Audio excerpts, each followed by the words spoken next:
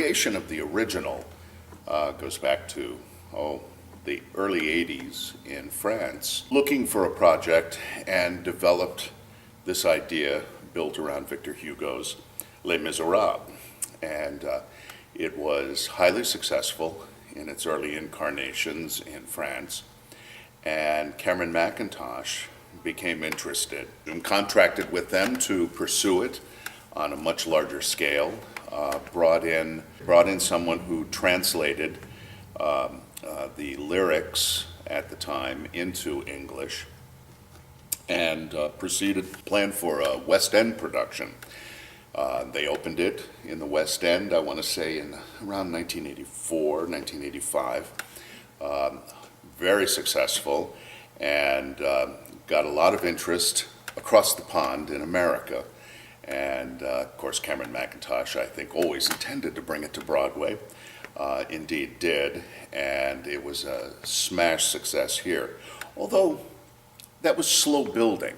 It was not overnight, but it was recognized as a kind of a new statement in the world of musical theater, spectacle, and not and more serious content, and so it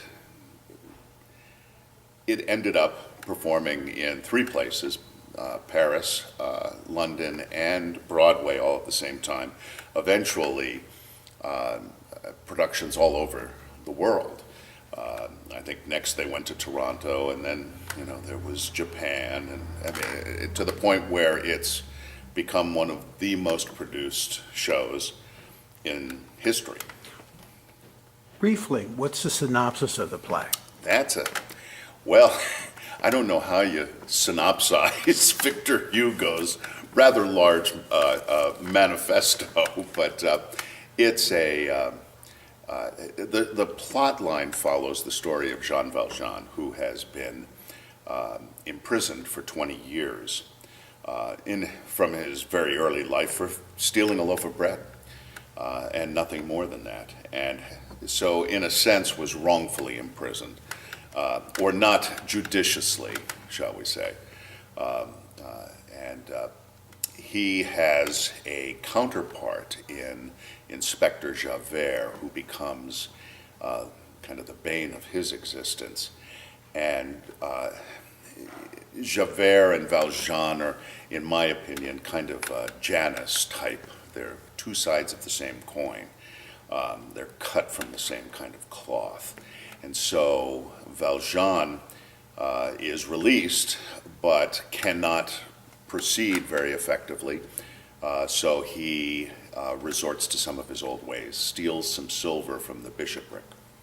And when he does that, he's captured, and it's the bishop who sets him free by saying he allowed him to take those things. And it's at that point that Valjean realizes he has to change his life. And so he spends the rest of his life in a more redemptive fashion. He helps a woman, Fantine, who's dying of tuberculosis, and has some connection to the fact that she's even in this situation. And once he realizes that, decides to help her. When she dies, he takes the fostership of her daughter and raises the daughter as his own. Ultimately, we move forward in the play, in the musical, to 1832 and the student uprising following Napoleon's rise in France. And at that time, young Cosette, falls in love with a student, Marius, who's part of the student uprising, and he endeavors to ensure the safety of the young man. Again, all in a redemptive fashion, leading up to his final days. Cosette marries Marius, and finally Jean Valjean is able to find his rest eternally. And that's the kind of arc of the play, if you will. That is an incredible synopsis. Oh, well, You did great. Okay, you have this production, Double Cast. right. Well, there are a couple of things about it. Number one, we've wanted to do it here for 25 years, like most theaters in the country, and have not been able to until recently. Some years ago, about a little over a decade ago, Cameron McIntosh released it to high schools and colleges, especially high schools. And high schools did it. And at one point I thought, why would he do that? It seemed like a silly thing when everybody else wanted to be doing it and he wasn't letting us. Then it dawned on me that maybe he's building an audience for the future. Maybe it was a very smart move.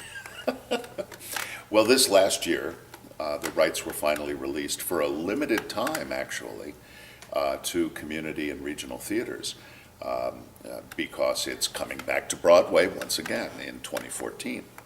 So we had a 2-year gap in which we could license the show. We did, and expecting that it would be well received, which indeed it was, we had 170 people audition.